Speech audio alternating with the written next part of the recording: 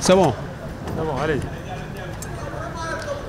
Le Mbour Petite Côte reçoit ce soir Oslo Football Academy pour le compte de la 17e journée. Mbour Petite Côte classé 13e de la journée. Oslo Football Academy 4e. Voilà, les 22 acteurs sont à l'instant sur la pelouse de l'équipe de Mbour Petite Côte habillée en vert et blanc. Contrairement à l'équipe d'Oslo habillée ce soir tout en blanc, maillot blanc, short blanc et bas blanc. L'équipe de Mbour est habillée tout en vert, maillot vert, short vert, bas vert. Les 11 partants, ce sera comme suit. Le numéro 1, Mohamedou Mbaye. Numéro 12, Serigne Mansour Samb. Numéro 3, Ali Touré. Numéro 5, Mohamed Lamine Diatta. Numéro 8, Babacar Dia. Numéro 19, Abdoul Diallo. Numéro 9, Bayla Sakho. Numéro 11, Serigne Fall. Numéro 6, Serigne Sam Diop. Et numéro 4, Elhaj Seydou Badji. Et le numéro 7, Maktar Gueye Ndiaye. Sont les 11 partants de l'équipe... de l'équipe Mbour Petite Côte. Les 11 partants de l'équipe Oslo Football Academy, c'est le numéro dans les cases, il y a Mamour Ndiaye, numéro 29 Ibrahima Oulare, le capitaine, numéro 6 Mortalaka, numéro 4 Mohamed Ndiaye, numéro 5 Ibrahima Diallo, numéro 19 Pape Ali Fall, numéro 8 Brugel Wango, numéro 27 Ousmane Diassi, numéro 25 Cheikh Tidiane Thiam, numéro 17 Mamadou Lamine Diatta et le numéro 18 Mamadou Sow. Les bancs remplaçants de l'équipe Oslo et le numéro 33, il y a Samba Mbalo sur le banc, numéro 31, Moustapha Kouli, numéro 2, Mamadou Ndiaye, numéro 13, Mohamed Rachid Ndiaye, numéro 38, Mohamedou Gueye, numéro 39, Doudou Mané et le numéro 11, Kelvin Potis. L'équipe est dirigée comme d'habitude par Kurt Torgersen. Les arbitres de ce soir, c'est Elhaj Si qui est venu du CRA de Saint-Louis, Fat Bintou, Sen, assistant numéro 1, lui aussi du CRA de Saint-Louis, numéro 2, Sadir Diallo. Ibrahima Dramé est le commissaire du match et Ali Touré Wangara qui est venu ici du CRA de Dakar, c'est l'assesseur des arbitres. Voilà, l'équipe d'Oslo est habillée ce soir tout en blanc, voilà, avec de très jolis équipements, avec Aïma et Wertal yu rafet. Tay li nga xam moy l'académicien sol, il est déjà 16h30. Dans quelques petites secondes, Elhaj Amadou Sy va donner le coup d'envoi pour le compte de la 17e journée de la Ligue 2. Et vendredi, c'est pas tous les jours, hein. Oui, de chaque jour les donne, hein, parce que vendredi match am. Voilà, l'équipe est déjà en place. Qui va donner le coup d'envoi? Apparemment, c'est l'équipe Mbour Petite Côte. J'aperçois Bayla Sakho sur le rond central de l'équipe Mbour Petite Côte. Voilà, coup d'envoi donné à l'instant même par les Mbourois. Ballon toujours avec les verts, avec le dossard numéro 6, Serigne Sam Diop qui va dégager. Et le coup de tête de Mohamed Ndiaye et coup franc, premier coup franc de la partie. Sur Bayla Sakho, il reste à terre. Voilà, l'arbitre fait appel aux secouristes. Ils vont venir voir l'état de Bayla Sakho couché. Balba dafa juk kaw mom Mohamed Ndiaye top jugando, il est blessé, il reste couché à peu près en 20 secondes.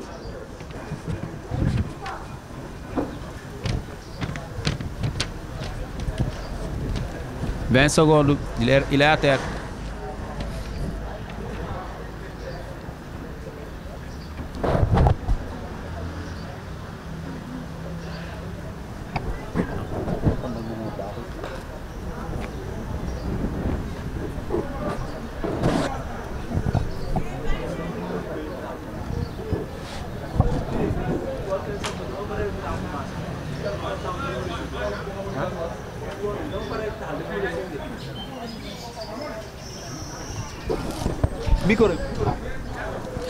Voilà, coup franc pour l'équipe Mbour Petite Côte. Voilà, c'est Abdou Diallo qui va tirer ce coup franc, oui ou non. Voilà, exactement, c'est la frappe complètement à côté.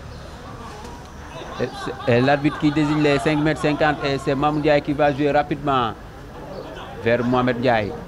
Mohamed Ndiaye qui va jouer avec son gardien Mamour Ndiaye qui s'appuie également sur Mortalaka. Mortalaka, qu'est-ce qu'il va faire? Mortala qui va jouer encore avec Mamour. Mortal encore vers Mohamed Ndiaye. Mohamed Ndiaye qui va dégager le plus loin, qui va chercher Mamadou Lamine Diatta, qui va essayer de partir avec le marquage du dossard numéro 4 de El Hadji Seydou Badji et qui s'appuie sur Cheikh Thiam. Encore ballon, toujours avec les académiciens. Le boss, Mohamed Lamine, attention, la frappe est contrée. Mamadou Lamine s'est dégagé par la défense de l'équipe de Mour PC. Directement vers le gardien Mamour qui va jouer encore vers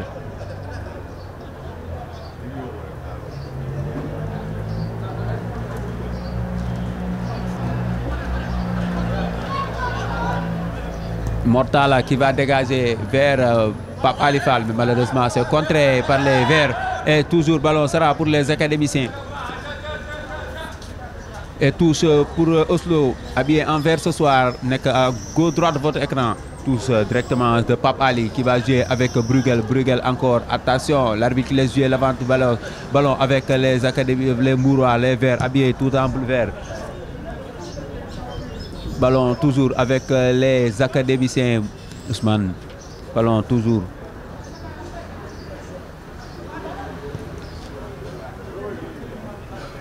Ibrahima Diallo qui va centrer directement, changement de côté vers Ousmane Diassi, directement ballon récupéré par la défense et c'est dégagé.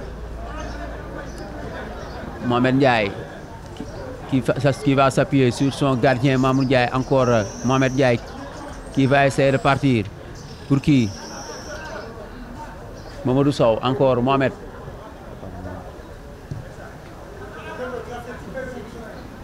Ballon toujours avec les académiciens, ça tourne bien. Ballon. Oslo, il y aurait ballon du tourner. Bataille. Nigiti. 3e minute, voire bientôt 4e minute de jeu. Et c'est dégagé. Pape Alifal qui va essayer de partir. Il se bat de l'autre côté. Il se bat. Ballon toujours perdu. Toujours Pape Ali. Encore elle attaque. Et touche pour Oslo habillé en vert. Toujours rappel. Ballon. Oslo nous avons touché rapidement. G encore qui va s'appuyer. Encore ballon sorti. Touche. Pour les académiciens. Rapidement joué. Encore ballon avec Pape Ali encore. Et l'arbitre qui va donner la balle au Mourois. Touche. Rapidement, il va essayer de jouer. Il cherche avec qui il va s'appuyer. Babacar Dia essaie de dégager du côté de l'équipe Mour. Ballon qui se bat avec le dossard numéro 7. La frappe finalement récupérée. Pas de danger. Directement vers Mamour encore. Qui va jouer avec Mortalaka. Mortalaka qui s'appuie sur Mohamed Ndiaye.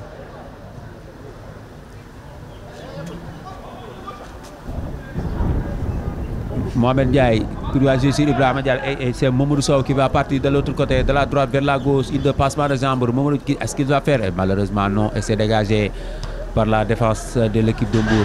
Ballon pour le marquage d'Ibrahima Oulare qui se bat avec l'aide de Bruegel. Finalement récupéré. Qui va jouer, Mamadou Sow qui va partir de la droite, de la gauche vers la droite et finalement la balle sortie et touche. Et c'est Mortalaka qui va. Pape Alifal qui va jouer, qui se bat, prise en sandwich à parler de ces joueurs de l'équipe adverse, malheureusement perdu. 5 minutes de jeu, 0-0. L'équipe de Mour est classée 13e du classement.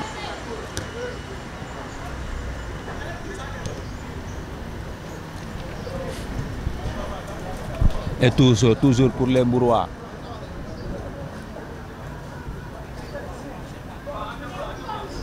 Touche pour les Mourois, encore sur la ligne médiane. Il cherche très loin. Ballon aérien, duel. Finalement, c'est pas fini. Attention, marquage. Attention entre Pape Alifal. Attention, c'est pas fini. Attention, frappe. Contré. Premier corner de la partie. C'est pour l'équipe de Mbour. Contré par Mohamed Ndiaye.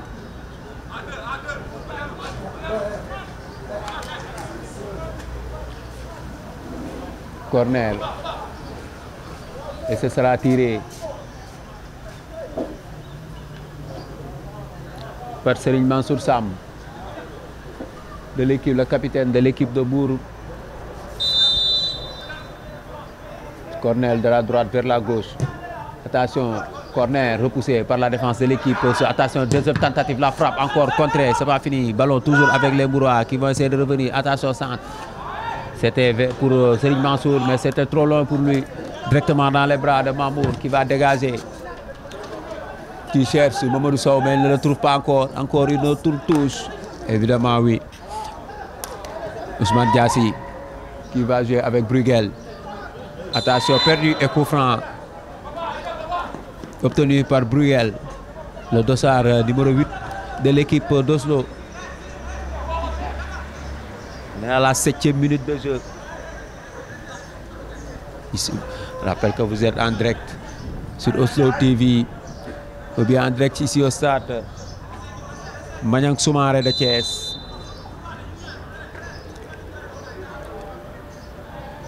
Et c'est Mbour Petite Côte qui reçoit Oslo Football Academy qui va tirer ce coup franc. Apparemment, c'est Ousmane Diassi qui va tirer directement au-dessus de la barre transversale. Complètement. Et ce sera un 6 mètres. Ou bien 5 mètres 50 pour Mohamedou Mbaye, le gardien de l'équipe Mbour PC.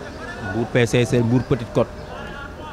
Bien tiré, encore dévié par le capitaine Serigne Mansour. Toujours ballon avec les académiciens. L'arbitre qui laisse jouer l'avantage avec un coup franc qui va revenir en arrière.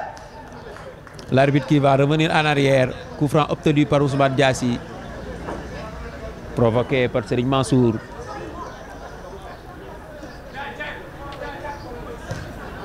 Mortala qui va jouer avec Mohamed Ndiaye, encore qui s'appuie sur Mortala. Qu'est-ce qu'il va faire? Il va dégager et c'est ce qui est fait. Mais malheureusement, ça n'aboutit pas.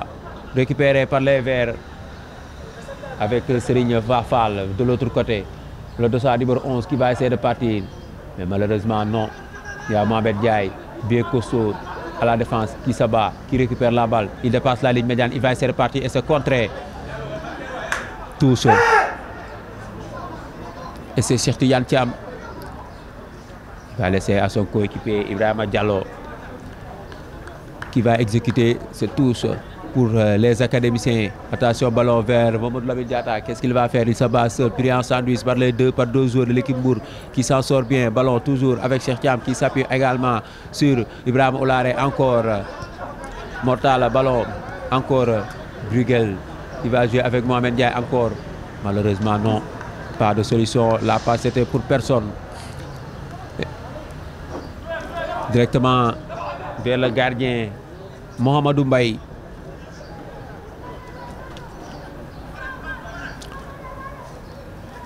Qui va chercher, avec qui il va dégager la balle le plus loin possible. C'est-à-dire on est à la 10e minute de jeu. Ballon toujours, personne, profondeur, passe en profondeur pour personne. Encore vers le gardien de l'équipe de Mbour qui va dégager directement vers Babacar Dia qui dévie pour son coéquipier. Malheureusement non, et c'est dégagé.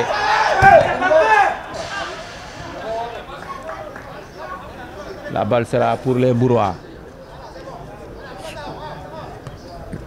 Malheureusement la balle sera pour les Mbourois et touche exécutée par Serigne Sam Diop. Qui va jouer, malheureusement perdu par Ousmane Diassi et récupéré par Ousmane Diassi qui va essayer de partir encore une, deux, bien dosé. Encore Ousmane Diassi qui va jouer avec Mamadou Lamine Diatta et c'était trop long pour lui. Dégagé et touche pour l'équipe d'Oslo sur la ligne médiane.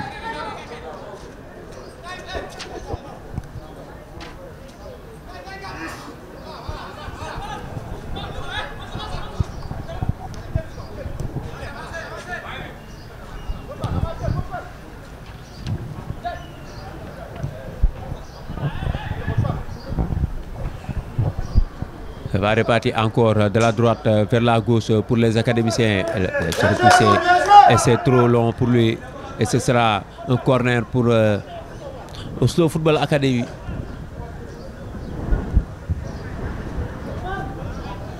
C'est Cheikh Thiam qui va jouer avec l'aide de Pape Alifal. Ce sera la rémoise ou non.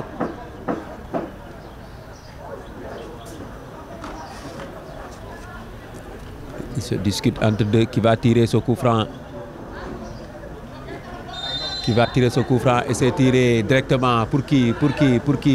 Personne. Malheureusement, Bruguel est là. Le deuxième tas, la frappe. complètement à côté. C'était la frappe de Bruegel du dossard numéro 8 de l'équipe d'Oslo. Première tentative, c'est pour les académiciens. Mohamed Tidiane Mbaye qui va essayer encore de jouer ce 5m50.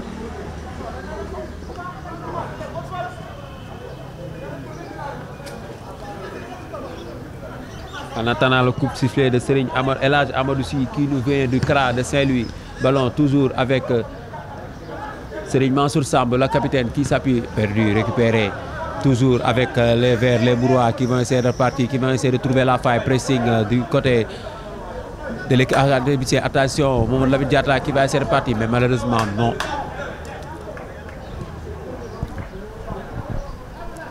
Ballon directement dans les bras de Mamour Ndiaye. Qui va chercher Mortalaka. Mortalaka encore, qui s'appuie encore sur Mamour. Qu'est-ce qu'il va faire?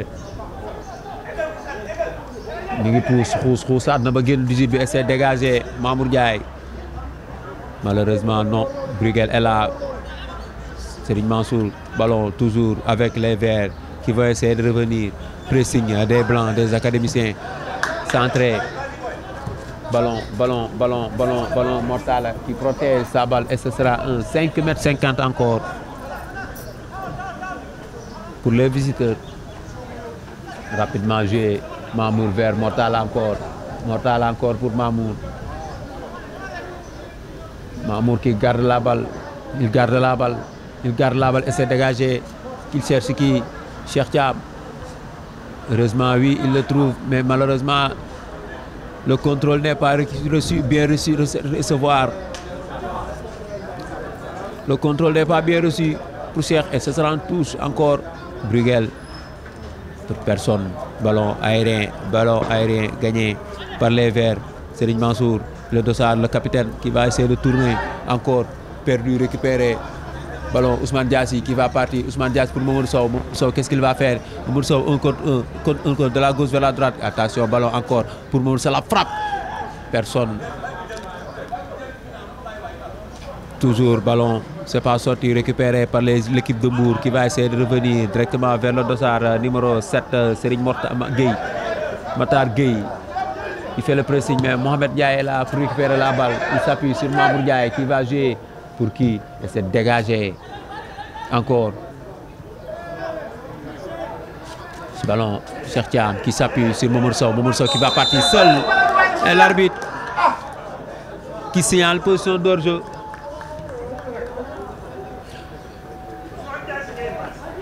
En position d'hors-jeu.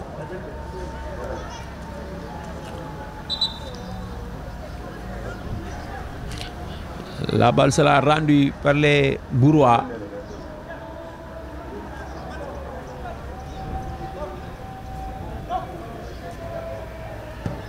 C'est reparti.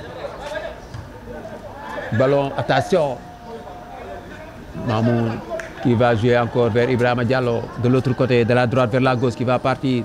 Il repasse la ligne médiane. Attention, Ibrahima Diallo pour Cheikh Thiam. Attention, Cheikh Thiam devancé. Attention, centré. Attention, contré encore par les Mourois. Attention, attrapé en deux temps par Mohamedou Mbaye, le gardien de l'équipe Bour PC.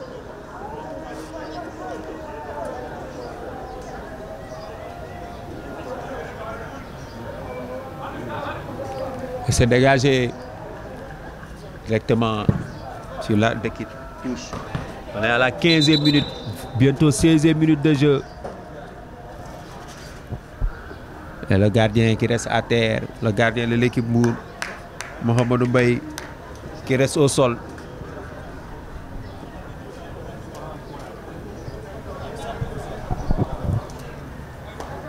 Pendant ce temps, les joueurs sont venus se réchauffer. Et le gardien Mohamed Mbaye qui reste à terre, le gardien de l'équipe Mourois. 16 minutes de jeu, 0-0 ici au stade Maniang Soumaré de Thiès. Et l'équipe d'Oslo est en train de se réchauffer, et Tour qui est en train de replacer son troupe, est en train de donner des conseils à ses protégés. Le temps de soigner le gardien de l'équipe Mbour couché.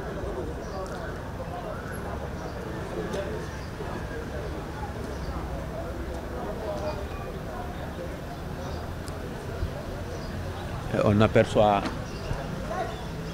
Mohamed Ndiaye, Ibrahima Oulare et les Bruguel et Cheikh Thiam. Il y a Ousmane Diassi et Mohamed Lamine Diatta qui disputent, qui discutent. Voilà, que vous apercevez. C'est Mohamed Lamine Diatta, Ousmane Diassi en train de discuter. Sûrement naan ko soo jëlee bal bi def ko nii wala boo ko defalee boo ma ko defalee nii moom ma koy gënal. Sûrement loolu la ñuy waxtaan ñoom ñaar, nu ñuy mën a def ba mën a rey mburuwaay, loolu la ñuy waxtaan. Actuellement Bruguel ngeen di gis noonu ñu ngi waxtaan encore Ousmane.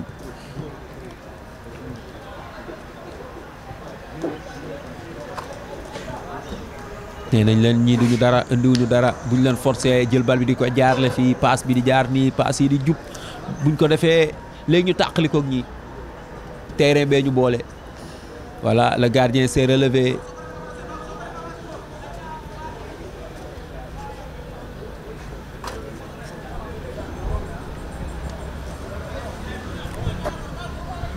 Déjà à 18 minutes, toujours 0-0 entre les deux équipes. Tous pour Mortalaka qui va jouer avec qui? Ousmane Diassi qui va dégager, récupérer avec les Verts. Et là, Ousseynou Badji et coup franc.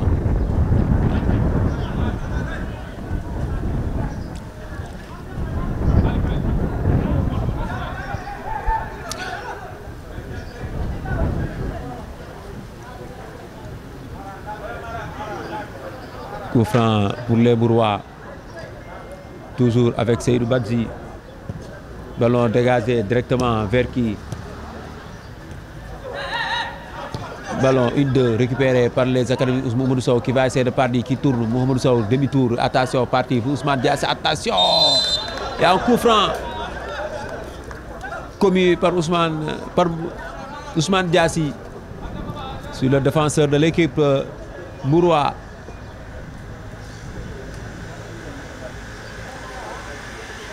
L'équipe de Mbour qui prend son temps, dañuy tempo bu ñu amee coup franc dañuy jël seen temps yàkkamtiwuñu et c'est exécuté. Attention, le jaillissement récupéré par Ibrahima Oulare qui va jouer avec Ibrahima Diallo.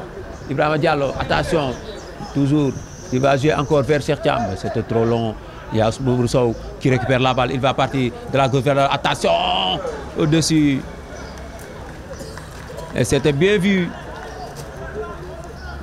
Il a bien vu la position du gardien Mohamedou, mais il a mal ajusté sa frappe et ce sera en 5,50 m. Mohamedou Tidiane Baye, le gardien de l'équipe Mbour PC. Attention, ballon, attention, le jaillissement du gardien et Ibrahima Oulare qui reste à terre. Pendant ce temps, le match continue. Ballon. Ce sera une touche pour l'équipe du Mbour. Et Ibrahima Oulare qui boite. Plus de peur que de mal. Tous bien exécuté. Encore repoussé par Mortala. Toujours ballon avec les académiciens. Tous.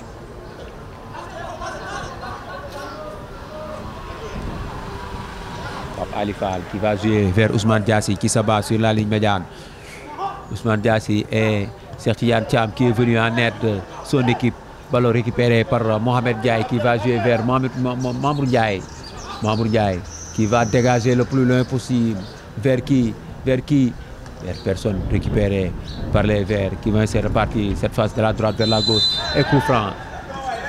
Elle obtient un coup franc. Coup franc bien gentil.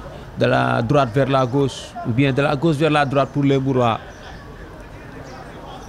De l'autre côté du tribune couverte. 21 minutes 0-0 ici au stade Maniang Soumaré de Thiès et coup franc tiré. Encore se repoussé par la défense. L'équipe d'Oslo, ballon aérien, duel gagné par qui? Par Mohamed Lamine Diatta, mais perdu. Remise en jeu du côté de l'équipe Mbour. Encore le jaillissement de Mohamed Ndiaye qui va écarter le danger. Il se bat. Cheikh qui se bat et centre. Encore Mortal qui est là et position de jeu signalée par l'arbitre, par Fat Bintou Sène, qui est le premier assistant de El Hadj Amadou Sy. Encore Pape Ali, Ber Ousmane, Mortala, Mamour Ndiaye. Encore Mortala, 1-2. Ça marche bien. Ça c'est bien huilé. Oui, ça c'est bien huilé. Ibrahima Oulare qui va essayer de partir vers Cheikh Thiam de l'autre côté. Cheikh centré. Attention, ballon, toujours avec les... Attention, la frappe. C'est pas fini. Cheikh Modou Sow, la frappe à côté. Encore ce coup, c'est pas fini. Ballon, encore vers les académiciens. La frappe contrée. Toujours. Ballon pour Oslo. Les Blancs, attention, qui obtient une touche. Ça va être l'ouverture du score, mais malheureusement non. Et les joueurs de l'équipe de Mbour se défendent très bien. Ballon toujours avec Ousmane Diassi. La frappe encore Ibrahima Loiré. Ça ne donne rien. Encore Mohamed Ndiaye qui va jouer sur Mamour Ndiaye. Encore, il s'appuie sur encore Ibrahima Loiré.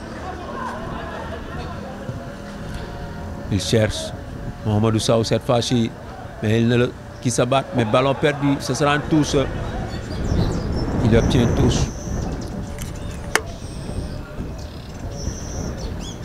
Touche. Bien joué. Ibrahima Diallo de l'autre côté qui va centrer. Pour qui il n'y a personne pour recevoir la balle.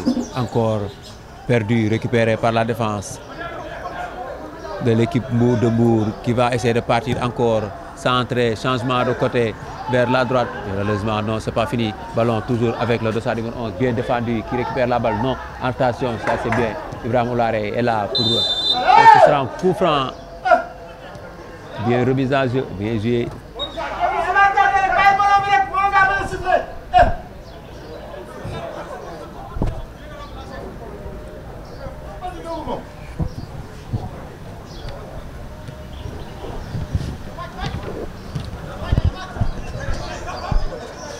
Pape Ali Fall, Père Bruegel, Ousmane Diassi.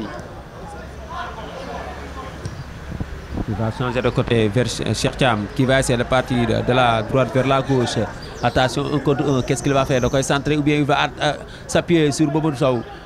Toujours ballon avec Cheikh Thiam. Cheikh Tidiane Thiam qui va centrer complètement contré par El Hadj Seydou Badji. Ballon avec le dossard numéro 9. Baïla Sakho qui commet un coup franc. 25 minutes de jeu. Toujours 0 but partout entre Mbour Petite Côte et Oslo Football Academy. Ici au stade Maniang Soumaré de Thiès. Ballon Mortala. Qu'est-ce qu'il va faire? Mortala, qu'est-ce qu'il va faire? Qui va jouer avec Mohamed Ndiaye. Mohamed Ndiaye, pour qui? Cheikh Thiam qui va partir encore. Cheikh Thiam qui va partir. Qu'est-ce qu'il va faire? Cheikh Thiam qui va centrer. Attention! Et puis contre son camp. But contre son camp de Cheikh Thiam. But contré. Et c'est l'ouverture du score ici au stade Maniang Soumaré de Thiès pour l'équipe d'Oslo. But marqué contre son camp sur un centre de Cheikh Thiam. Et le défenseur qui trompe son gardien, Mohamedou Mbaye, qui ne peut rien.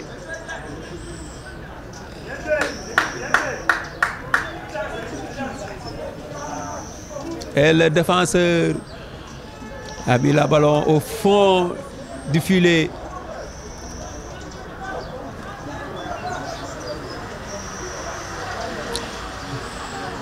Oslo 1, Mbour 0.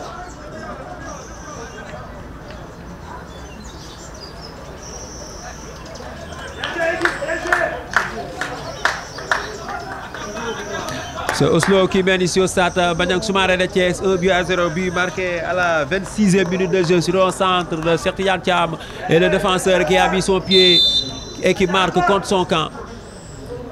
C'est reparti ici au stade Maniang Soumaré. Oslo mène 1-0 face à Mbour Petite Côte. Ballon toujours encore récupéré par Cheikh Tidiane Thiam, encore sur la ligne médiane qui s'appuie sur Ibrahima Diallo. Ibrahima Diallo, encore toujours pour Ibrahima Oularé. Les deux Ibrahima, ça combine bien. Encore Ibrahima Diallo pour qui Mamadou Lamine Diatta. Mamadou Lamine pour Cheikh Tidiane Thiam. Encore Ibrahima Diallo, qu'est-ce qu'il va faire? Il s'appuie sur Mamadou Sow. Mamadou, qu'est-ce qu'il va faire? Mamadou pour Bruguel. Bruguel encore.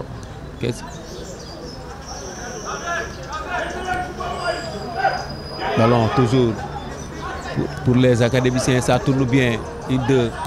Bruguel encore qui va jouer vers qui? Vers le coup franc. Coup franc. Ou bien hors-jeu, nous signale l'arbitre et le joueur est resté à terre. Il reste à terre.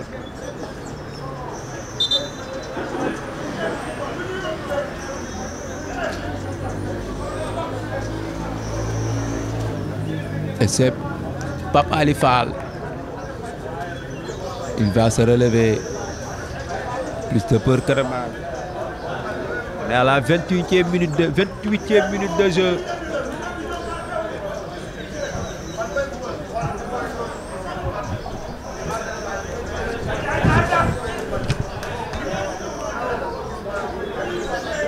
Et c'est la remise en jeu du côté des Bourrois qui vont essayer de revenir.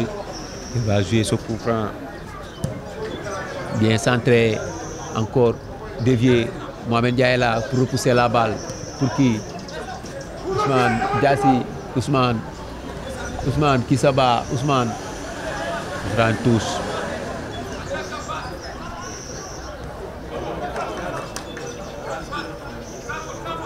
C'est El Hadji Seydou Badji qui a marqué contre son camp.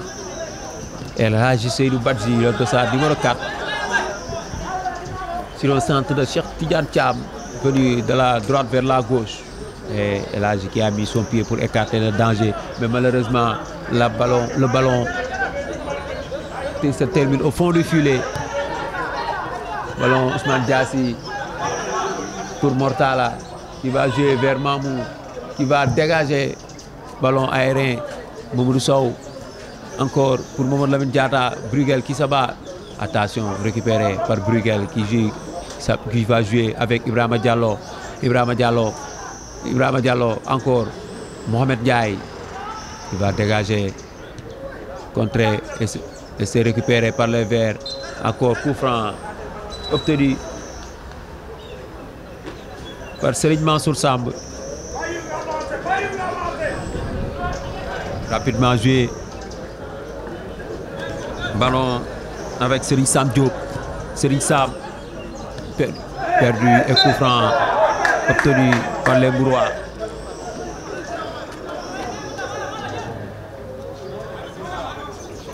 Coup franc pour Serigne Sam Diop qui va tirer ce coup franc.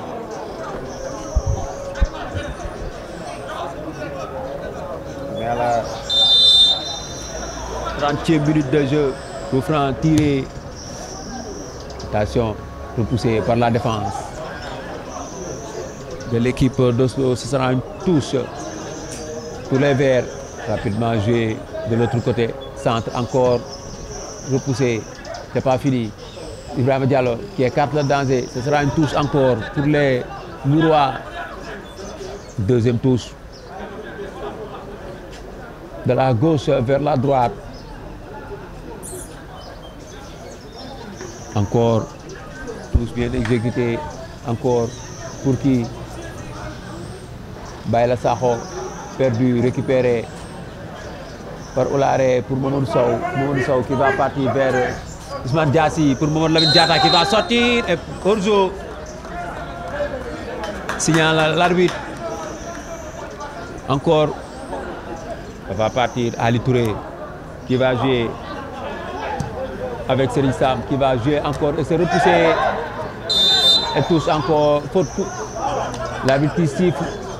Faute de Mortalaka.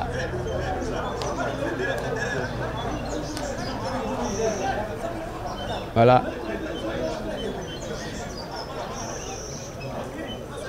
Coup franc, une faute pour les Mbourois.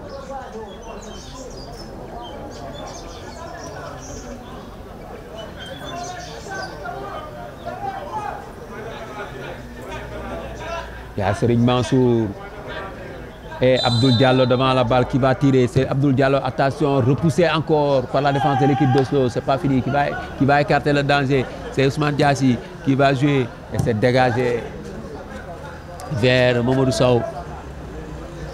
Ballon récupéré encore par les Mbourois.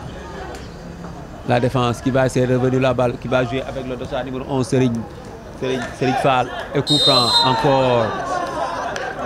Attention à ces coups francs. Les coups francs se multiplient du côté de l'équipe d'Oslo. Attention aux coups francs qui se multiplient. On est à la 32e minute de jeu. Coup franc tiré encore. Changement de côté. De l'autre côté, encore ballon avec centre. Directement dans les bras du gardien. Qu'est-ce qu'il va faire? Il va attraper la balle en 2 temps. Mohamed Ndiaye. Qu'est-ce qu'il va faire? Attention, passe perdue récupérée par l'équipe de Mbour. Attention, le joueur numéro 7. Qu'est-ce qu'il va faire? La frappe directement, complètement écrasée de Mokhtar Gueye Ndiaye dans les bras de Mamour Ndiaye.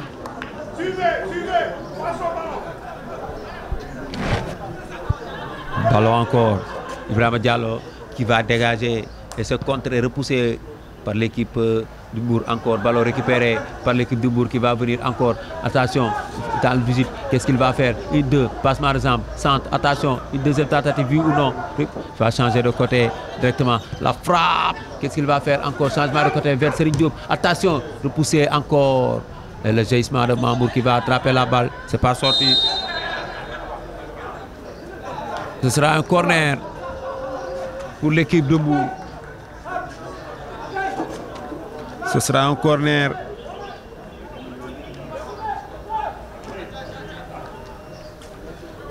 Corner de la gauche vers la droite.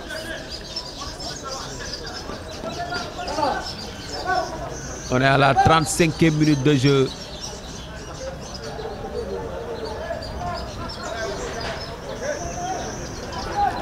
On est à la 35e minute de jeu. C'est Oslo qui mène 1-0 sur un centre de Cheikh Thiam. Et il marque contre son camp. Attention, deuxième tentative, centre dans les bras. Et attention, attrapé en 2 temps. Il ne faut pas jouer avec le feu.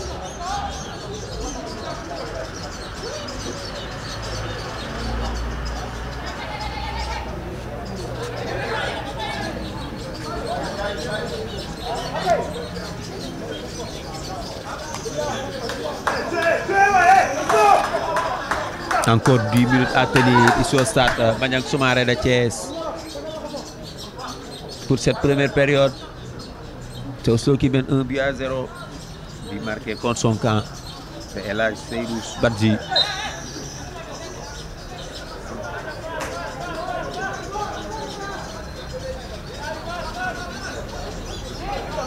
Ce sera un coup franc pour les Mbourois. Rapidement joué. Encore. L'arbitre encore qui siffle un coup franc sur Ali Touré. Bien non. Sur Mokhtar Gueye Ndiaye de l'équipe de Mbour. C'est Mokhtar Gueye Ndiaye. Un coup franc pour l'équipe de Mbour PC. Et c'est Babacar Ba qui va tirer ce coup franc. Yeah.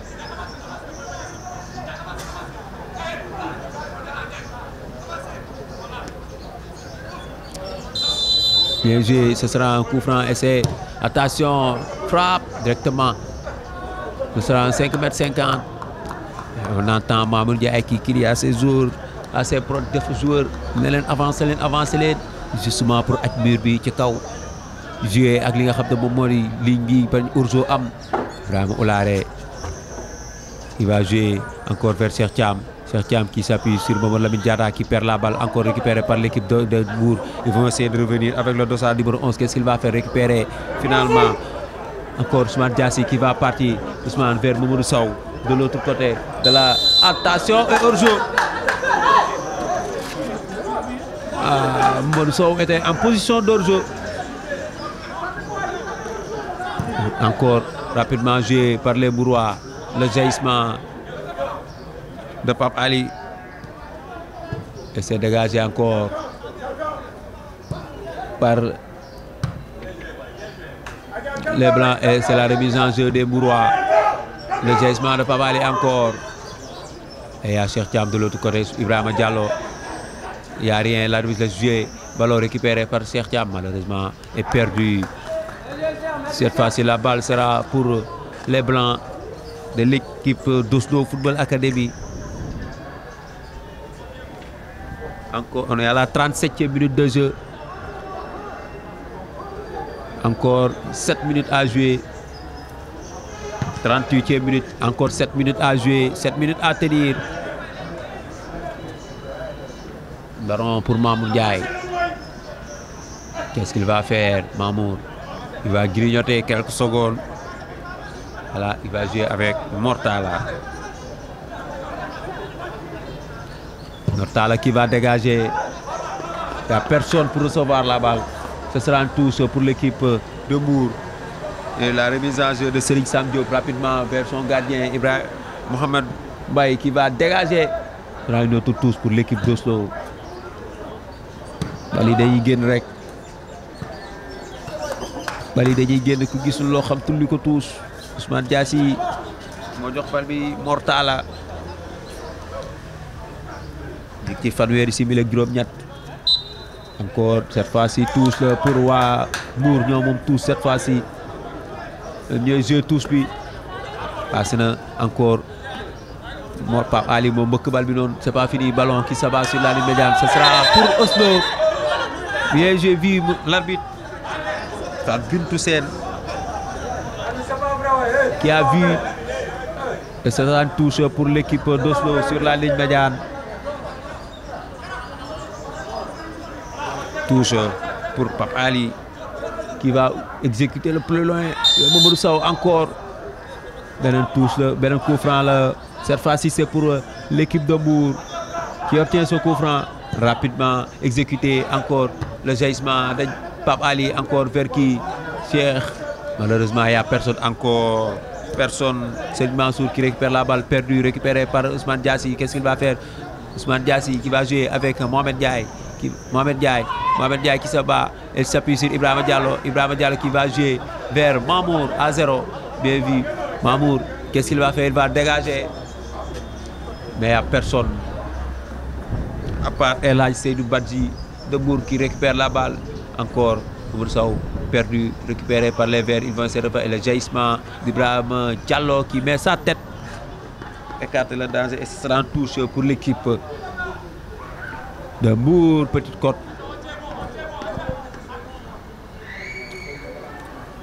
Ballon encore de la droite vers la gauche. Attention, il va essayer de partir.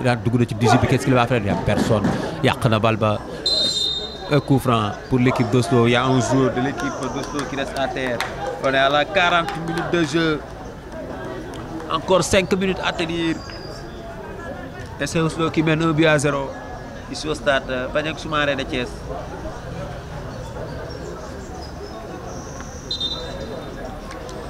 Et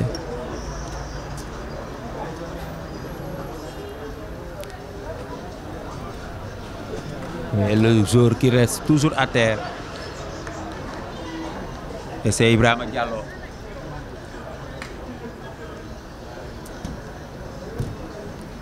Ibrahima Diallo qui reste toujours à terre.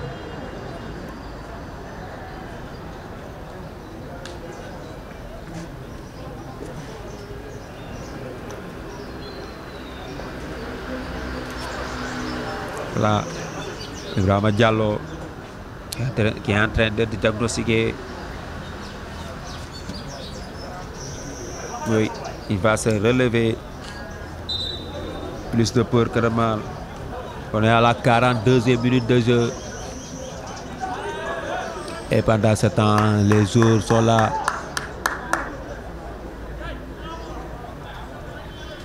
Encore Ballon, Ibrahima Oulare qui va jouer sur Mortala. Mohamed Ndiaye. Cheikh Tidiane Thiam, mais malheureusement, avec le marquage de Mamadou Sow, la balle est sortie, ce sera une touche pour l'équipe d'Oslo. Rapidement joué et le jaillissement. Attention, ballon avec Cheikh Tidiane Thiam. Qu'est-ce qu'il va faire? Il va essayer de repartir encore vers qui? Diallo, encore centre de Cheikh Tidiane Thiam. Personne. Repoussé par la défense de l'équipe de Mbour.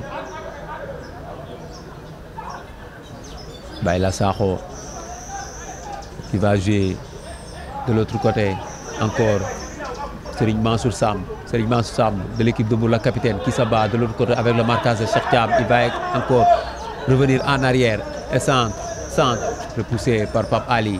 Encore ballon et Mamadou Lamine qui est venu mettre sa tête pour Ibrahima Oulare qui va partir encore vers qui? Mamadou encore perdu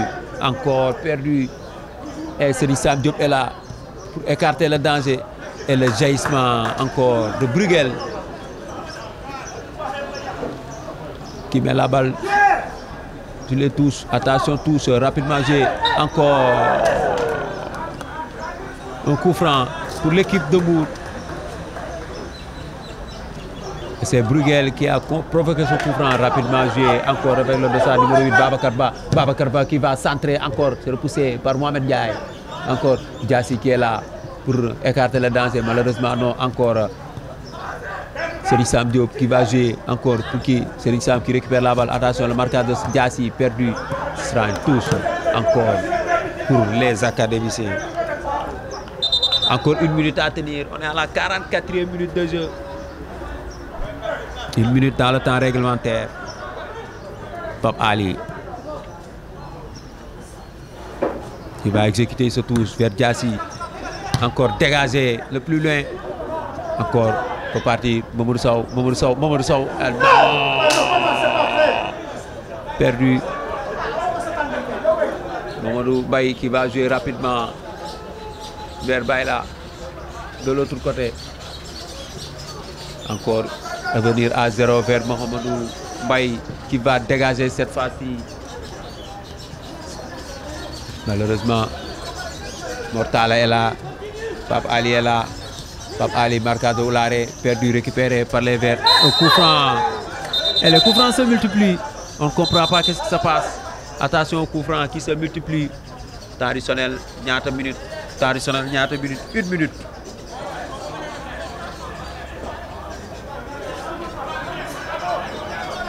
Et 1 minute plus 1 minute de temps additionnel.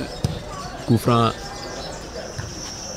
Encore, il y a Pape Ali qui est là pour écarter le danger et ce sera un coup franc.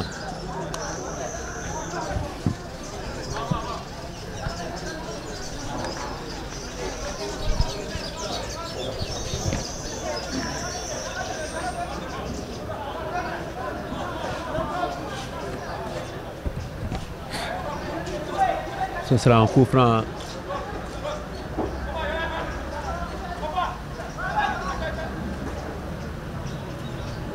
Dégagé par Mamou. Ballon Mamadou Sow. Perdu, récupéré et dégagé par la défense de l'équipe de Mbour. Ballon encore. Il y a Pape Ali encore pour écarter le danger. Et malheureusement, non. Et c'est l'habitant ici au stade Maniang Soumaré de Thiès. Et c'est l'équipe d'Oslo qui mène 1-0 sur un centre de Cheikh Thiam. Et c'est l'Azi Seydou Badji qui met la balle au fond des filets, qui marque contre son camp. Et c'est l'équipe d'Oslo, les hommes de Tours, qui mène 1-0 ici au stade Maniang Soumaré pour le compte de la 17e journée de l'équipe Mbour Côte et Oslo Football Academy. Je rappelle que c'est Oslo Football Academy qui mène 1-0, marqué contre son camp par El Hadji Seydou Badji sur un centre de venue de la droite vers la gauche de Cheikh Tidiane Thiam. Et qui permet aux académiciens de mener 1-0 ici au stade Maniang Soumaré de Thiès. Et c'est parti ici au stade pour la deuxième partie. Cette fois-ci, coup d'envoi est donné par les académiciens habillés tout en blanc. Pas de changement noté en cette deuxième période. Ballon avec Cheikh Tidiane Thiam, malheureusement perdu, récupéré par les Verts et c'est dégagé. La frappe est contrée. Encore une touche de Abdoul Diallo, encore le jaillissement de Ibrahima Diallo, encore Cheikh qui se bat, l'arbitre qui siffle un coup franc pour les Blancs.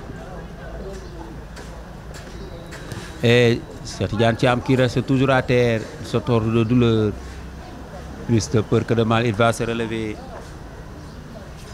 C'était avec Babacar Ba. Duel aérien. Ce sera un coup franc bien placé.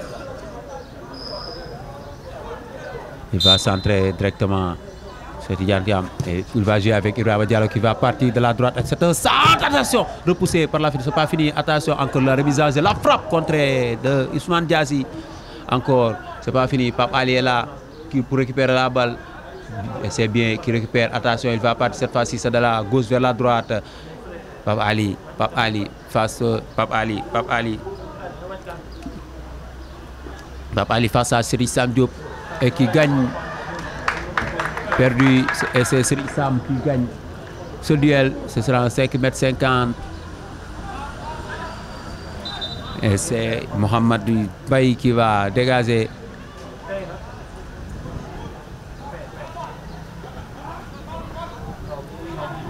C'est reparti. Ballon encore pour Serigne Sam. Il va dégager la balle. Et le jaillissement du dossard, le numéro 8 Babacar Ba qui va récupérer la balle. Attention, qui obtient l'arbitre qui laisse jouer. Rien, ballon sur la ligne médiane. Attention, ballon, Mamadou Sow. Encore Mamadou Sow pour Ibrahima Oulare. Oulare, qu'est-ce qu'il va faire? Qui obtient un coup franc.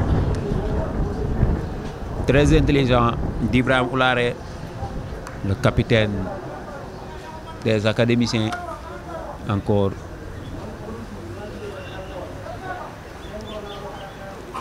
Il va jouer ce coup franc, il va faire justice lui-même.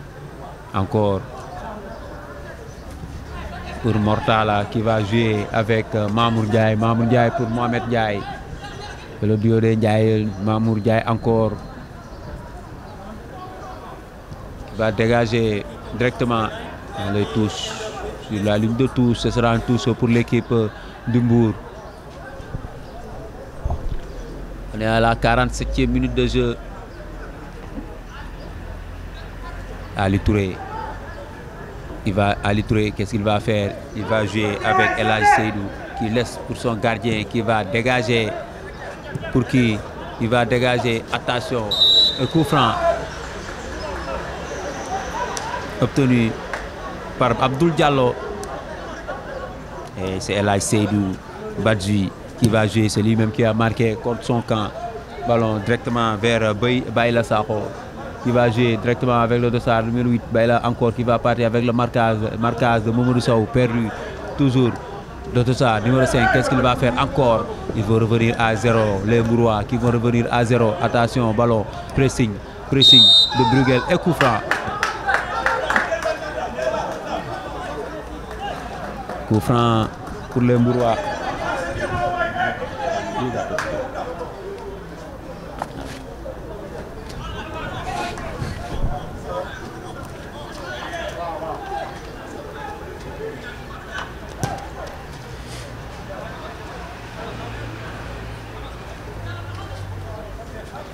On est déjà à la 50e minute de jeu. Abdou Diallo qui va tirer ce coup franc avec la sortie du gardien capté dans les airs. Et c'est bien joué pour Mamour. C'est dégagé rapidement vers Mamadou Lamine Diatta. Et c'était trop long pour lui. C'est trop long pour lui.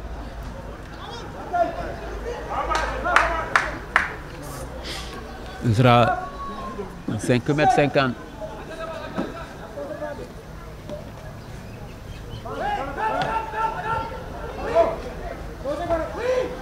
Ballon, c'est dégagé. Coup franc sur Mortalaka. Coup franc très dangereux.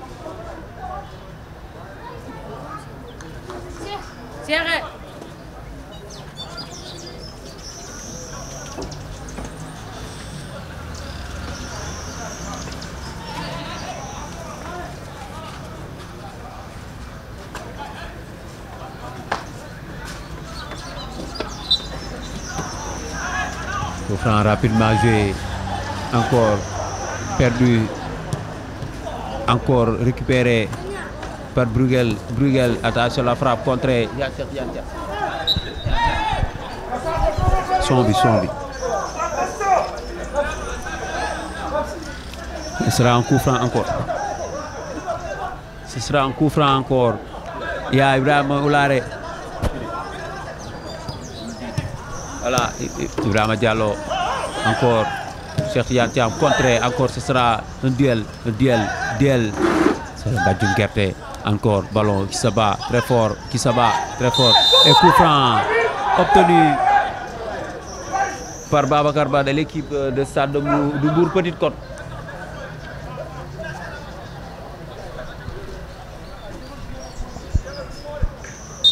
Et l'arbitre qui va donner un carton jaune certainement à qui? À Ibrahima Diallo. Donc qui est comme d'un carton jaune. Et coup franc, c'est El Hadj Seydou qui va tirer ce coup franc, qui va exécuter la remise en jeu. Attention, ballon aéré, c'est dévié directement. Il y a Mamour Diaye qui est là pour recevoir la balle en 2 temps. Attention, qui est couché à terre et s'est dégagé directement.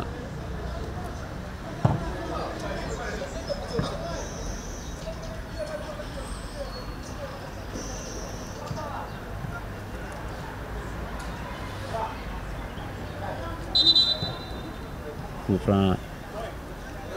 Apparemment, c'est Mohamed Diaye qui est couché. Bien non, pas Mohamed Diaye.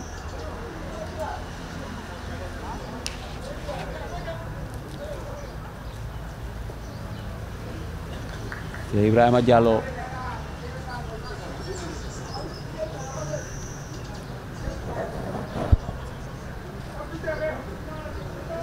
Il reste toujours à terre. Encore 7 minutes à jouer dans cette deuxième période. Et c'est toujours les Blancs qui mènent. Ici, il start Maniang Soumaré de Thiès. 1-0.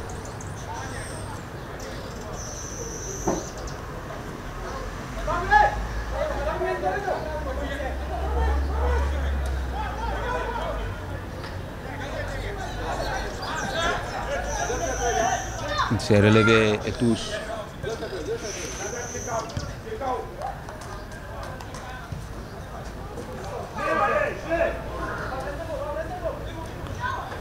Ce sera une touche et c'est Cheikh Tidiane Thiam qui va jouer, qui va effectuer la remise en jeu. Rapidement joué vers Bruegel. Attention, une autre touche. Cette fois-ci, c'est pour les Verts de l'équipe de Mbour. Attention, touche. Ça bat, protection de Mohamed Diaye. Attention, le ballon, encore, changement de côté pour les Verts. Ils vont essayer de repartir avec Mansour Samb. Ça la frappe directement dans les bras de Mamour. Très facilement. Va dégager vers Mamoudou Sow. Et c'était trop long pour lui.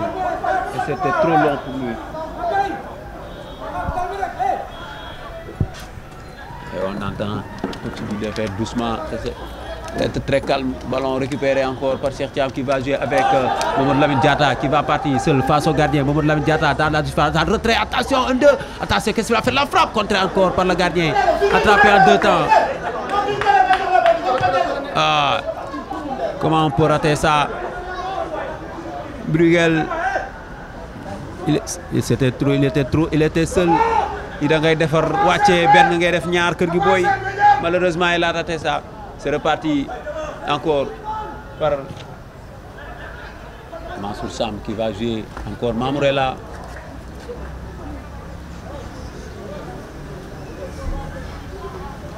Il va prendre son temps. Tempo. On est à la 55e minute de jeu.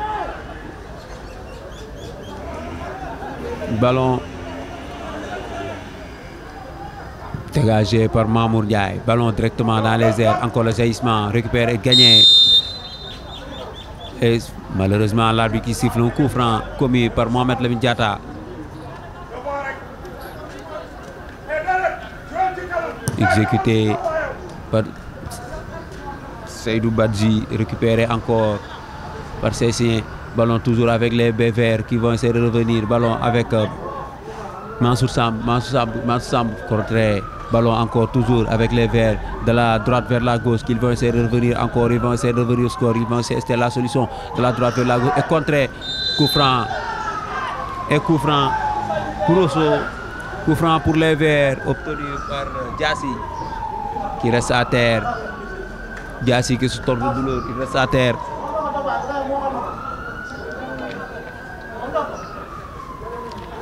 Il reste à terre, se tord de douleur. Diassi qui reste à terre. Il va se relever. Plus de peur que de mal.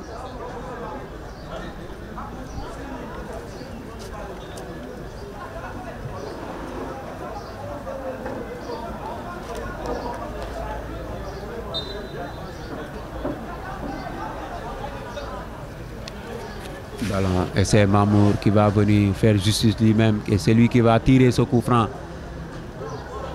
Mamour Ndiaye, et c'est fait le plus loin possible. Ballon, et c'est Mamour Lamine qui est sorti. Malheureusement, non, le défenseur.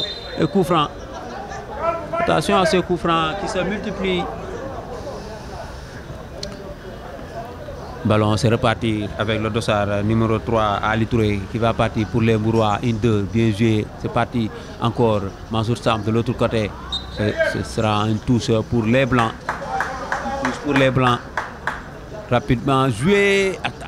Moudou Sow est là pour recevoir la balle et c'est bien récupéré. 1-2. Il va sortir de la gauche vers la droite. Contré. Toujours Moudou Sow pour la balle. Il va jouer avec qui? La frappe de Bruguel au-dessus de la barre transversale. Et Bruguel qui n'a pas dosé la balle. Nawal Noko. Ce sera 6 mètres, 6 mètres. Attention, la frappe encore. Récupéré par Cheikh Thiam. Perdu. Ils vont dégager. Olaré est là. Duel de capitaine. Duel de capitaine. Cette fois-ci gagné par celle du Mour. Ballon pour les Mbourois. Ils vont essayer de repartir. Mbourois. Duel gagné. Très bien défendu. 1-2, Olaré encore, qui va jouer pour qui? Mamadou Sow qui récupère la balle, Mamadou Sow qui s'appuie sur qui? Diassi, non, perdu par les récupérés, les Mbourois qui vont essayer de repartir. Attention, 1-2, de retourner. Day dugg ci 18 bi, il faut éviter ça, et non. Heureusement, essaie de dégager cette fois-ci, Mamadou Lamine Diatta qui va partir seul face au gardien. Attention, il va partir, duel, attention! Et le défenseur qui a mis son pied pour écarter le danger, et non. Il était très généreux. Il avait trop de patience. Attention. Vous le dites encore pour Cheikh Yann Thiam qui va partir. L'arbitre qui siffle un coup franc.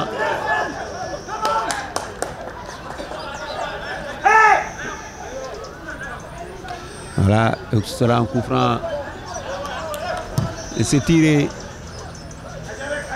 Duel gagné par Mohamed Diaye. Encore Mortala. Duel. Pape Ali, au moins Pape Ali. De l'autre côté, marquage de Mamadou Sow.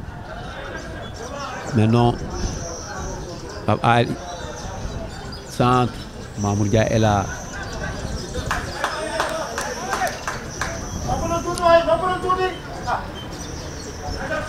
Mamour Ndiaye est là, qui va garder la balle calmement. Il va jouer avec Mortalaka. Mortalaka qui s'appuie sur Mamour Ndiaye. Mamour Ndiaye qui va jouer avec Mohamed Ndiaye. Ndiaye. Et c'est Ndiaye. Et c'est repoussé par la défense. Diallo est là. Ibrahima. Ballon. Diassi. Qu'est-ce qu'il fait? Diassi. Non, c'est pas Diassi, c'est Cheikh Thiam du moins. Cheikh Thiam. Ballon toujours. Olaré qui se bat, qui récupère la balle. Encore un coup franc. Très généreux de l'arbitre. Obtenu par Bayla Sakho.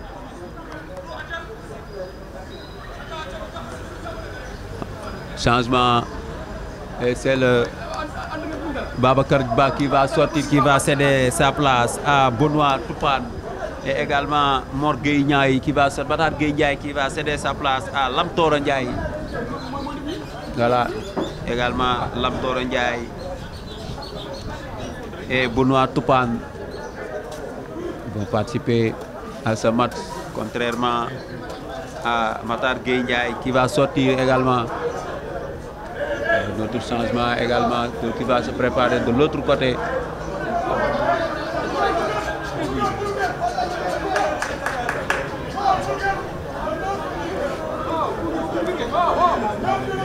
Non, il y a une erreur du côté de l'arbitre qui va changer.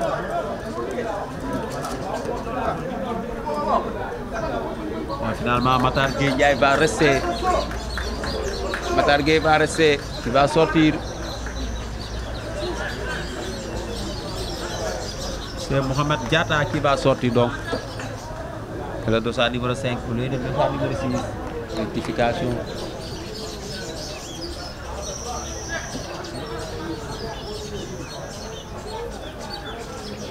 Là.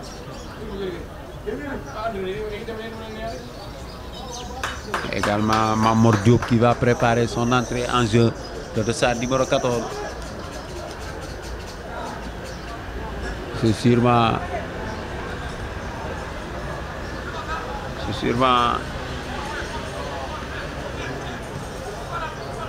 voilà, on va assister à ce coup franc.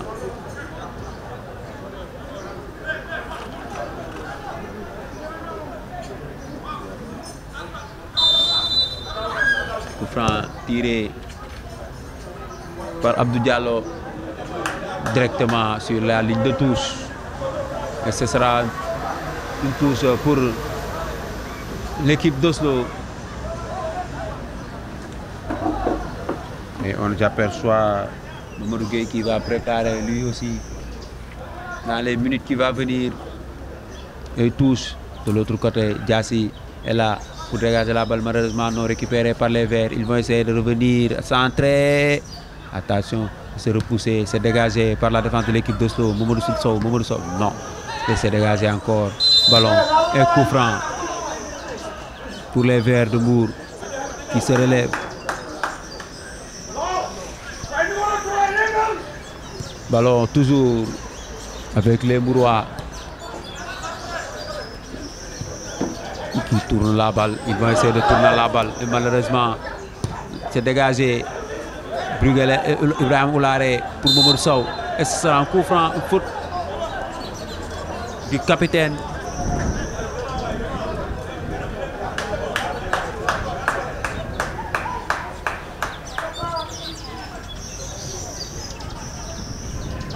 Toujours, c'est l'équipe d'Oslo qui mène 1-0 ici au stade. Ballon toujours avec les Verts qui tournent. Ça tourne et c'est centré. Ça va partir de Diel. Dawal. Malheureusement, non. Ballon récupéré encore par les Verts qui vont revenir au score encore. Il va dégager. Il y a Mohamed Diaye qui est là pour écarter le danger. Et c'est bien fait même. Encore touche. Et c'est Abdou Diallo. Il va exécuter, ballon encore, toujours dans les airs, encore repoussé.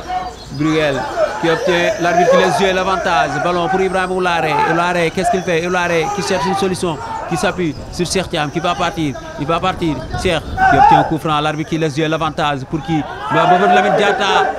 Il n'y a rien. L'arbitre.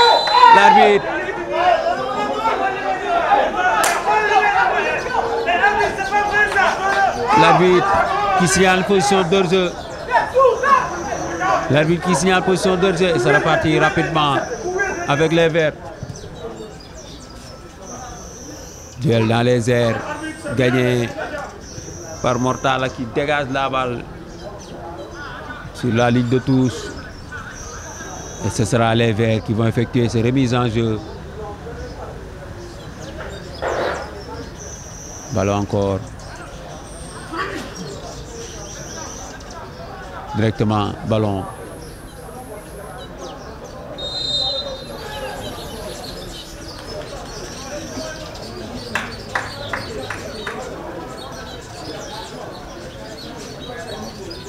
Il n'y a pas d'hors-jeu. Il n'y a pas d'hors-jeu. Il n'y a pas d'hors-jeu. Voilà que vous voyez. C'est reparti. C'est dégagé par Mamour Diaye. Directement Il y a Mamadou Lamine pour recevoir la balle perdue, récupérée par la défense de l'équipe de Bourg qui vont essayer de repartir ballon sur la ligne médiane. Changement de côté vers le dossard numéro 19 qui va essayer de changer de côté. Abdou Diallo directement, Mamour Diaye est là.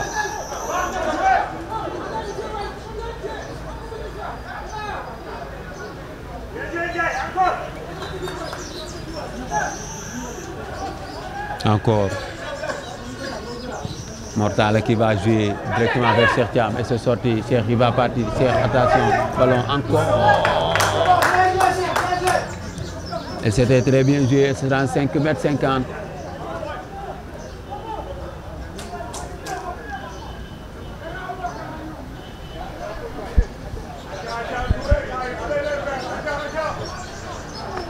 C'est dégagé par Mohamedou Mbaye. Le jaillissement de Ibrahima Diallo, mais malheureusement non. Encore ballon toujours avec les Verts qui essaie de tourner la balle sur la ligne médiane. Perdu, non. Encore, il y a le dossard numéro 3 qui est là, Ali Touré. Attention, qui va jouer avec le dossard numéro 19, Abdou Diallo. Serigne qui est là, toujours, ça tourne bien. Serigne toujours qui change de côté, essaie de bien jouer, excentré, repoussé encore par Mohamed Diaye, c'est pas fini, ballon avec les Verts, heureusement récupéré par Mamadou Lamine Diatta pour Mamadou Sow qui va changer de côté, vers qui Diassi,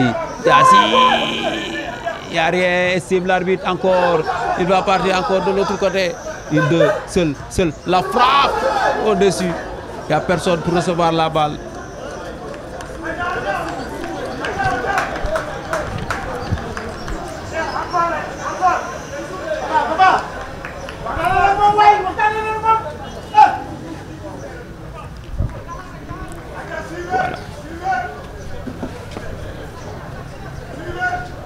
Ce sera un 6 mètres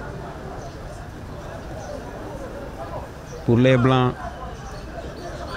On est à la 67e minute de jeu. C'est dégagé. Ballon toujours. Attention. Il s'appuie sur son gardien de but. Dégage mal dégagé. Ce sera une touche. Cette fois-ci.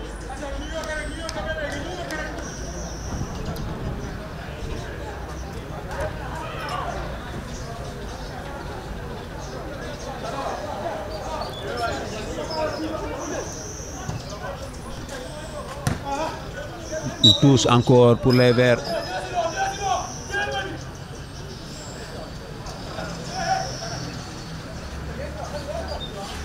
C'est Ibrahima Diallo qui va exécuter la remise en jeu pour les académiciens.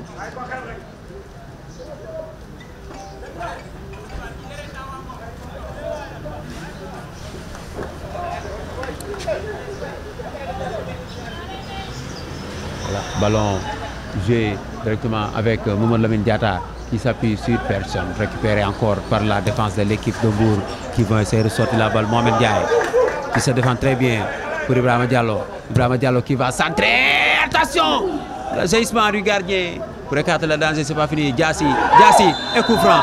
Et coup franc plus carton jaune. Coup franc plus carton. C'est un coup franc sur Ousmane Diassi. Plus carton pour Mamor Diop, le nouveau entrant. Le remplaçant. Il est entré tout à l'heure. Il occupe d'un carton jaune.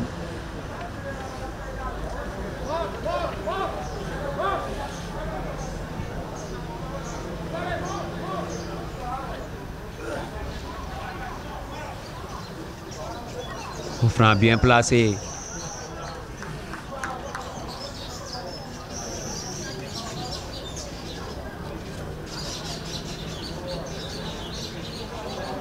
C'est un coup franc bien placé pour l'équipe d'Oslo. On est à la 70e minute de jeu. Encore 20 minutes à tenir. C'est l'équipe d'Oslo qui mène 1 but à 0. But marqué contre son camp. de El Hadj Seydou Badji à la 26e minute de jeu qui permet à l'équipe d'Oslo qui met de mener 1-0 ici au stade Maniang Soumaré de Thiès. Coup franc Mamadou Mbaye 3 personnes la teg ci barrage bi qui va tirer entre Mamadou Sow qui essaie de tirer au-dessus. Très bien tiré même. Et c'est très bien tiré même. Ce sera un 6 mètres, 5 mètres 50. Ça. Il va dégager. Encore le jaillissement de Bruegel. Encore. Il n'y a personne, seulement Mamadou Sow encore qui va dégager vers Ousmane Diassi qui récupère Diassi qui s'abat, qui garde la balle. Et c'est dégagé pour qui Mamadou Sow. Attention, il n'y a rien. Et l'arbitre, coup franc, pied en l'air. Mamadou Sow, il a relevé le pied. Oui. Ballon toujours rapidement joué.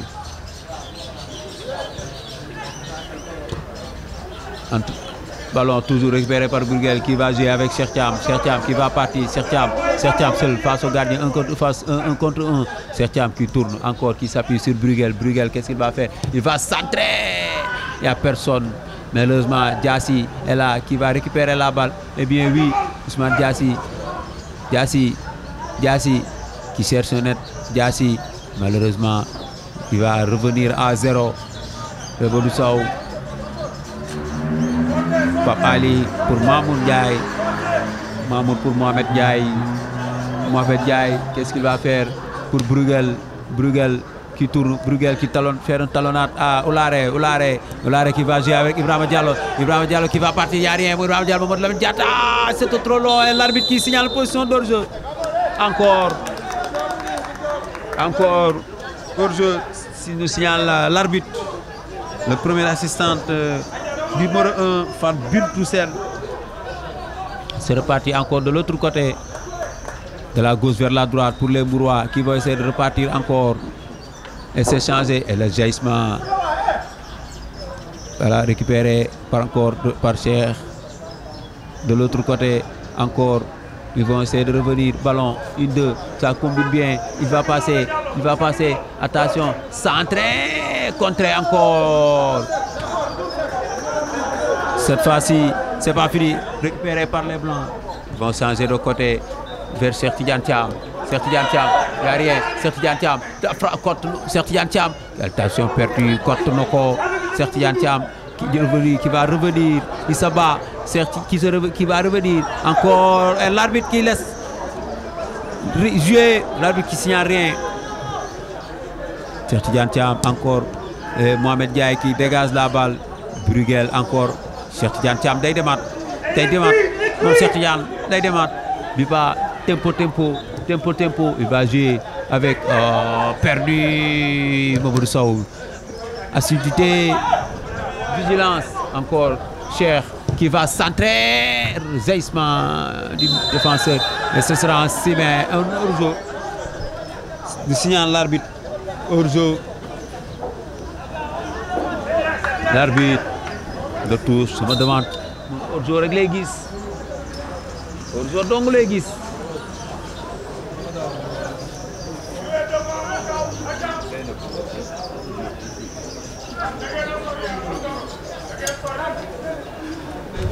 L'arbitre de touche signale toujours une position d'hors-jeu. Ballon encore, le jaillissement. Bruegel. Ousmane Diassi qui va faire un marquage, encore récupéré. Ballon toujours avec les verts. Le jaillissement de Pape Ali qui va jouer. Diassi qui va partir de l'autre côté, qui va jouer. Ça va partir avec les académiciens de la gauche à droite. Retrait, contré. Encore, cette fois-ci par Ali Touré. Mais malheureusement, ils vont revenir. Encore 15 minutes à tenir. On est à la 75e minute de jeu. 15 minutes à jouer. Cheikh Tidiane Thiam encore. Qui va jouer pour qui? Personne. Mamadou Lamine n'a pas vu l'action. Finalement, la balle sera pour les Verts du Mbour. Ballon toujours avec Abdou Diallo qui va dégager le jaillissement de Mohamed Ndiaye qui repousse la balle. L'arrêt vers Cheikh encore pour Mamadou Lamine Diatta qui s'appuie sur qui Diassi encore. Cheikh Bruegel encore Cheikh Tidiane Thiam 1 contre 1 da koy cote Cheikh Tidiane Thiam contre 1 pour Ibrahima Diallo day bët Ibrahima Diallo dans 18 Ibrahima Diallo retrait talonnade encore c'est contré, c'est pas fini. Oulare qu'est-ce qu'il va faire? Oulare va talonnade encore, dañuy tourner balle bi day talonné, perdu, récupéré par les Mbourois, dañuy dem. Trop de gâchis encore pour le capitaine. Cette fois-ci, c'est Benoît Toupane qui hérite le brassard. Voilà. Ballon avec Ibrahima Diallo encore. Il va jouer avec Diassi Ousmane. Diassi, qu'est-ce qu'il va faire? Malheureusement, oui, il va passer. Non, Diassi Bataille, il va revenir en arrière. Pour Olaré. Olaré qui va changer vers Mamadou Sow qui récupère la balle. Mamadou Sow, qu'est-ce qu'il va faire? 1 contre 1, il est centré directement dans les bras du gardien. Et le changement qui se prépare, un double changement qui se prépare du côté de l'équipe d'Oslo, l'équipe de Tours. Et on aperçoit Tours qui discute avec Mamadou Gueye et Doudou Mané vont également participer à cette fête. Mamadou Gueye et Doudou Mané. Mamadou Gueye, numéro 38, Doudou Mané, numéro 39, et c'est 38-39. Ballon toujours avec les académiciens de l'autre côté. Mortala qui va jouer avec son gardien Mamour Ndiaye. Ibrahima Diallo qui s'appuie sur Mohamed Ndiaye. Mohamed Ndiaye qui va jouer avec Mamour, encore Mohamed qui va dégager, qui cherche qui, Mamadou Lamine Diatta qui va passer, Mamadou Lamine Diatta, Orzo, encore.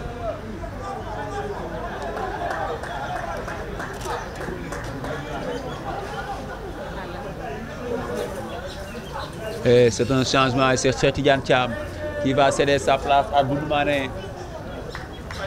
Et également Mamadou Lamine Diatta qui va sortir à Mohamedou Gueye.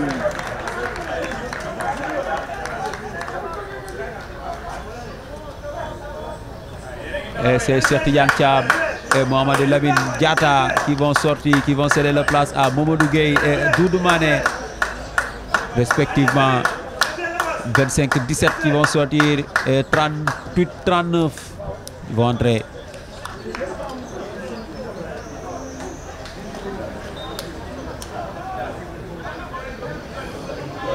Ballon.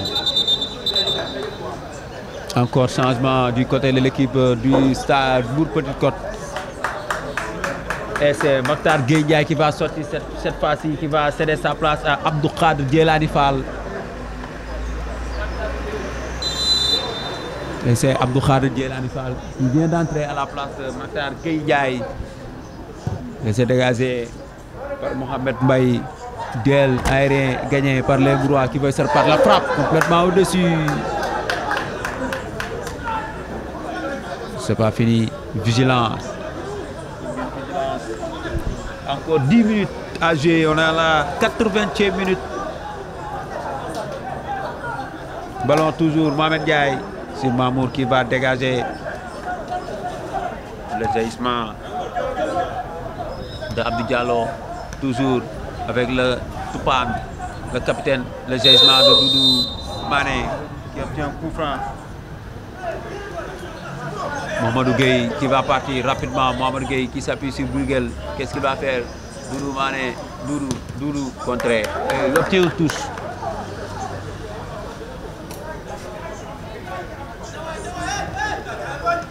Ibrahima Diallo pour encore Mohamedou Diallo pour Mamadou Gueye. Doudou Mané, attention, Doudou qui se bat, Doudou toujours, qui garde la balle, Doudou qui s'appuie sur Ibrahima Diallo. Ibrahima, il va centrer pour qui? Il y a Diassi qui est là, il y a Mamadou Sow qui est là également, il se bat et il obtient une touche. Il faut y aller. 10 minutes à jouer dans le temps réglementaire. Bruegel qui s'appuie sur l'autre côté, il va passer, attention, centre directement dans les bras du gardien Mohamedou Baye qui va dégager encore. Marquage de Pape Ali de Mortala da koy dàqal et qui commet une faute sur la ligne médiane. Ballon rapidement, le jaillissement et le dégagement de Mohamed. Ce sera une touche cette fois-ci encore.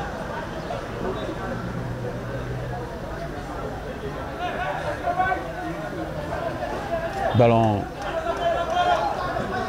Mortala qui s'appuie sur son gardien de but Mamour qui va dégager encore. Personne pour recevoir la balle sur la ligne médiane.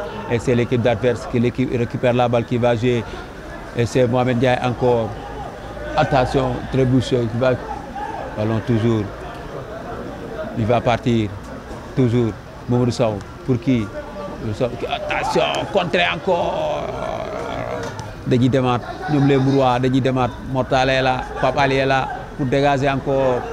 Mamadou Gueye day dem dàqal day dem. Il va capter heureusement c'est Doudou Mané. Mamadou Gueye, Mamadou Sow, Doudou Mané ci kaw dans les airs. Ballon toujours.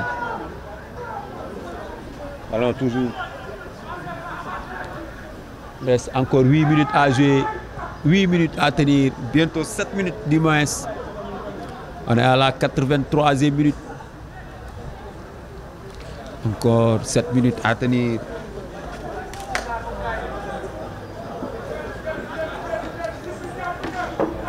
Ballon, et c'est centré. Ballon toujours, Djelani qui reçoit la frappe contrée. C'est pas fini. Encore le deuxième tentative. Ce sera un corner pour les Mourois. Deuxième tentative et cette fois-ci c'est contré. Corner de la gauche vers la droite pour les Mourois. Qui va tirer, c'est Abdou Diallo normalement qui va tirer ce corner pour les Mourois. Voilà, et les hommes de Mamour Ndiaye.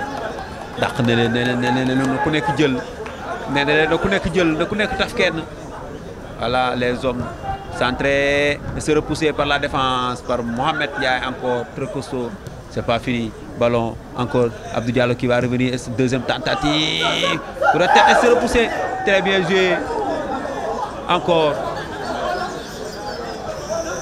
Tous. Et la balle sera cette fois-ci pour les académiciens de l'équipe d'Oslo de Dakar.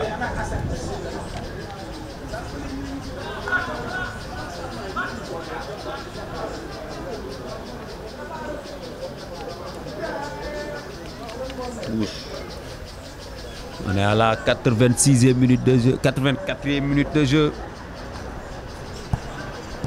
Encore 6 minutes à tenir. Ballon encore.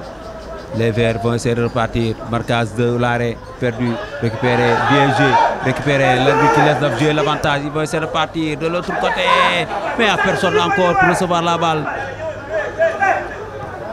Mohamed Baye qui va jouer de l'autre côté. Encore, il faut bien se défendre. Diassi, marquage, retard, repoussé encore. Le jaillissement de Diallo pour écarter le danger. Encore Abdou Diallo. Attention centre, encore contré par la défense de l'équipe d'Oslo. Ce sera une autre touche. Et les actions se multiplient de la part et d'autre pour les Mourois. Donc encore qui va exécuter cette remise en jeu rapidement jouée pour les Mourois. Attention, 1-2. Il va centrer, c'est fait. Coup de tête! de l'équipe de Mbour. Quel joli centre. Quel centre. Et c'est Abdou Khadir Djelani qui vient d'égaliser. Quel coup de tête. Et c'est l'égalisation d'Abdou Khadir Djelani. Fall. Sur un centre d'Abdou Diallo de la gauche vers la droite.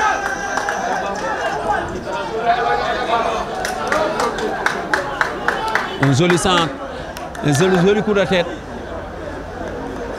Un but partout ici au stade. À 85e minute de jeu. Voilà. Il faut essayer de revenir un but partout. Mamadou Gueye passe contré. Mal négocié encore le buteur Djelani. Il va jouer encore, il va partir seul face au gardien. Le jaillissement de Mambour. Et l'arbitre qui signale en position d'hors-jeu.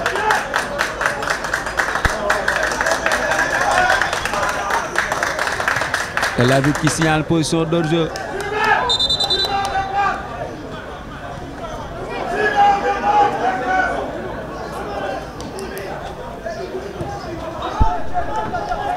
Ballon encore, la remise en jeu, le jaillissement du gardien.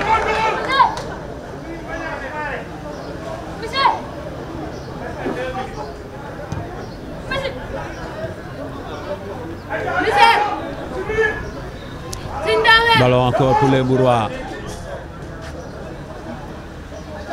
Ils vont essayer de repartir cette fois-ci de la gauche vers la droite, même chose. Le stade de retrait qui est parti, encore ballon.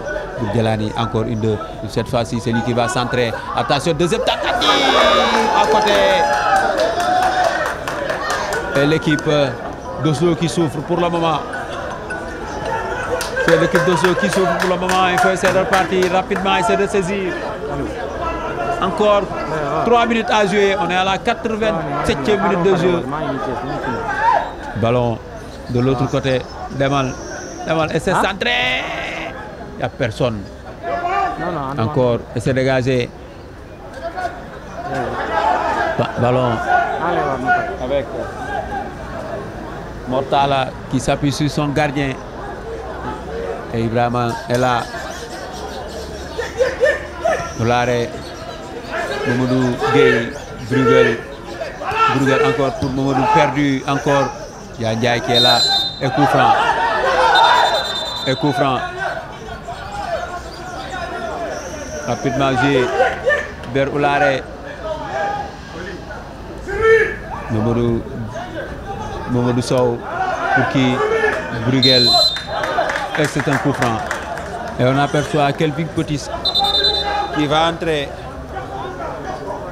Et Kelvin Potis qui va entrer à la place de Ousmane Diassi. Donc c'est Ousmane Diassi qui cède sa place à Kelvin Potis.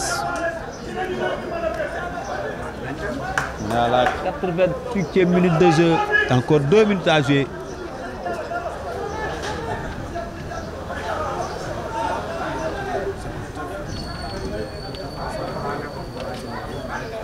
Deux minutes encore.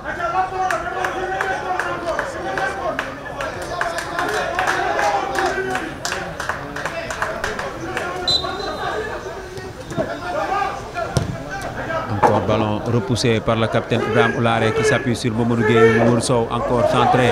Kelvin qui récupère la balle. Et l'arbitre.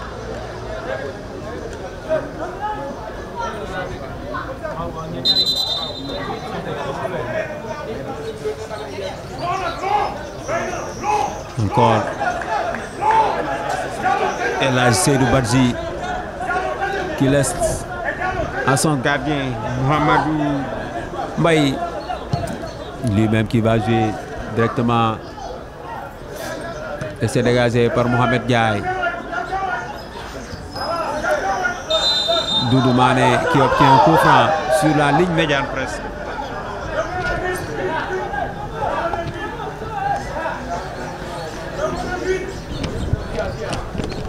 Et les 90 minutes viennent d'être terminées. Toujours un but partout entre Stade de Mbour et Oslo Football Academy. Plus 3 minutes de temps additionnel. L'arbitre yokk na ci 3 minutes de temps additionnel. Alors toujours avec les académiciens qui vont essayer de repartir de la gauche vers la droite. Il y a Doudou Mané qui obtient un coup franc bien placé. Doudou Mané de la gauche vers la droite. Il jël seen temps. dañ jël seen temps.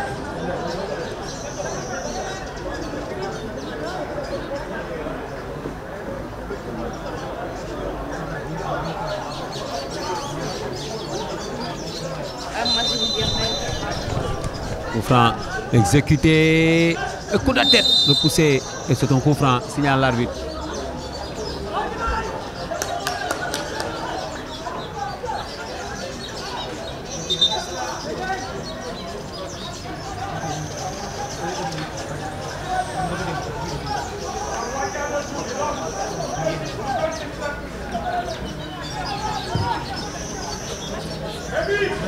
Encore ballon. Kelvin qui va essayer de repartir. Encore perdu. Kelvin qui s'abat, qui récupère la balle encore. Il va essayer de changer de côté. Pour qui Doudou Mané. Il était en retard. Goal bi ko jiitu for na balle bi. Et c'est dégagé encore. Mortala est là. Attention. Il s'abat. Ballon et coup franc. Rapidement joué. L'arbitre nee na delloo si les balles bi. Delloo si leen.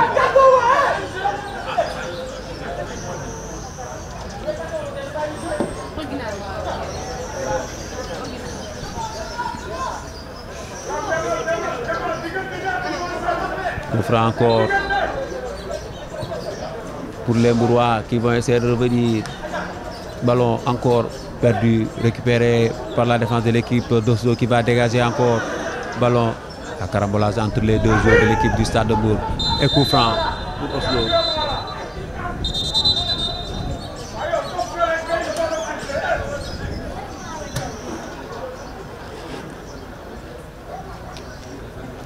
Les deux joueurs restent à terre.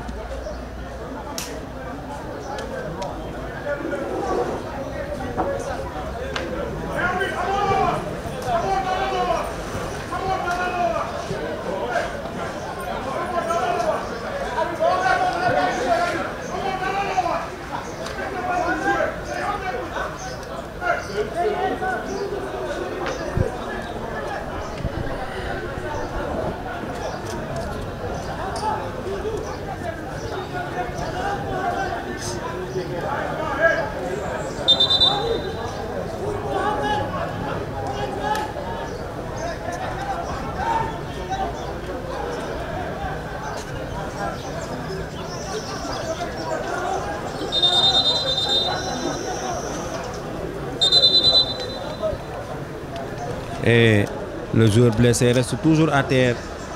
Et on voit Mohamed Diatta du Stade de Mbour aussi couché au sol. Et l'autre joueur qui est toujours allongé. dañ koy teg ci civière bi day génn. Et c'est Ali Touré. Ali Touré la moom moo jaaxaan noonu. Il est blessé. Apparemment il sera remplacé sans doute par Jules Goudiaby. Normalement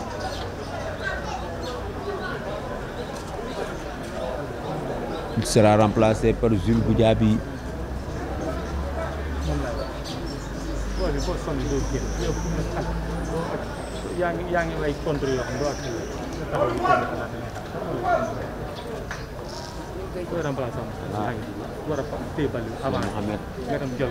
Qui est teg ci civière bi et il va sortir en cette fin de période, bien en cette fin de partie.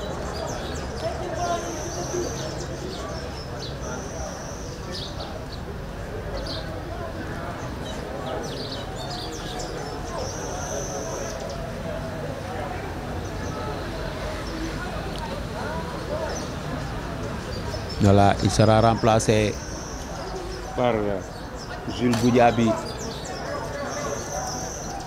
Et c'est bien lui-même, Ali Touré, sorti sur civière.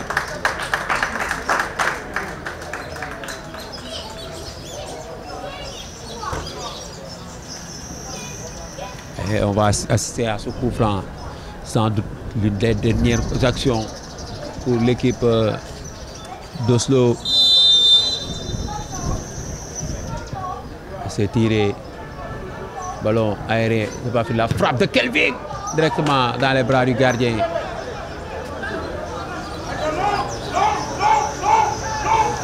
Encore c'est dégagé par Mohamed Mbaye. Encore un coup franc encore pour l'équipe d'Oslo.